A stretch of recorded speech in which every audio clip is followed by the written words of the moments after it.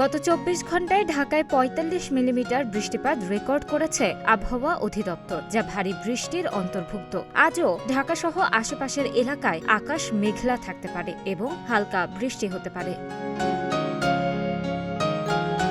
৯ জুলাই সকাল ৬টায় ঢাকার তাপমাত্রা ছিল ২৫ ডিগ্রি সেলসিয়াস। বাতাসে আর্দ্রতা ৯৮%। বাতাস বইছে দক্ষিণ পূর্ব দিক থেকে ঘণ্টায় ১০ থেকে ১৫ কিলোমিটার বেগে। ঢাকা ও আশেপাশের এলাকার জন্য দেওয়া বুধবার সকাল ৭টা থেকে পরবর্তী ৬ ঘণ্টার পূর্বাভাসে বলা হয়েছে, আকাশ মেঘলা থেকে মেঘলাচ্ছন্ন থাকতে পারে এবং হালকা বৃষ্টি হতে পারে।